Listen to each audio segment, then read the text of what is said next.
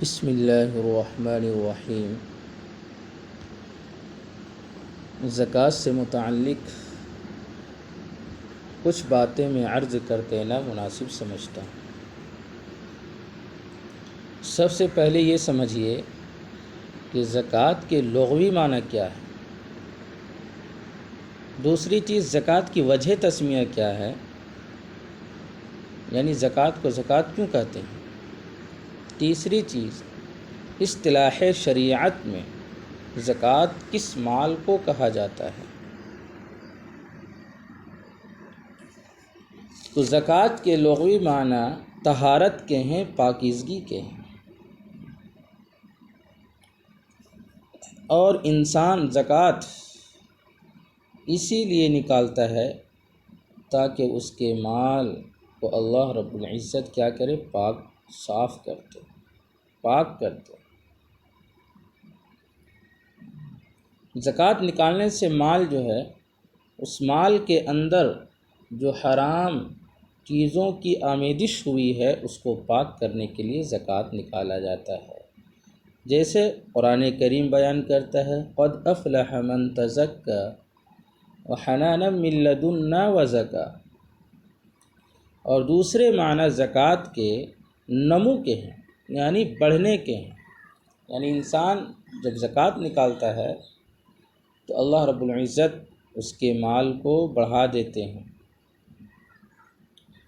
تو زکوٰۃ کی وجہ تسمیہ کیا ہے؟ زکوٰۃ کو زکوٰۃ اسی لیے کہا جاتا ہے کہ یہ مال بڑھنے کا سبب ہوتا ہے۔ اصطلاح شریعت میں زکوٰۃ اس مالی امداد کو کہا جاتا ہے جو ہر اس مسلمان پر واجب ہے جس کے پاس 52.5 تولہ چاندی یا 7.5 تولہ سونا یا اتنی ہی مقدار کی نقدی ہو، روپیہ پیسے ہو، اور ضروری یہ بھی ہے کہ اس پر کم از کم 1 سال گزر گیا، تبھی جا کے زکوٰۃ اس شخص کے لیے نکالنا واجب ہو۔ اچھا، ابھی ایک چیز یہ سمجھ لیجئے کہ 52.5 تولہ چاندی کی اس دور میں قیمت کیا ہے، اس وقت کیا بھاؤ چل رہا ہے۔ تو 52.5 تولہ چاندی کی جو قیمت ہو رہا ہے، یہ رمضان المبارک کے مہینے میں 2024 میں تقریباً 44,160 روپیہ ہے اس کی قیمت۔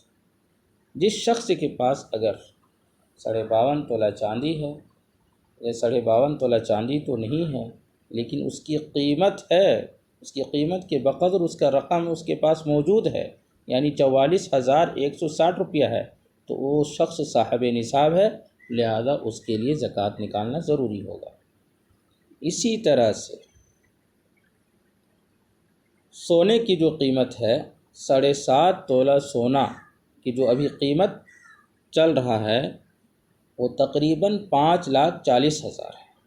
اگر کسی صاحب کے پاس 7.5 تولہ سونا ہے، یا سونا تو نہیں ہے اتنی مقدار میں، لیکن اس کے پاس 7.5 تولہ سونا کے بقدر رقم ہے، یعنی 5,44,000 ہے، تو پھر سمجھ لیجئے کہ وہ صاحب نصاب ہے، لہذا اس کے لیے یہ ضروری ہوگا کہ وہ زکوٰۃ نکالے، اس کے اوپر زکوٰۃ واجب ہے اور زکوٰۃ نکالنا ضروری ہے۔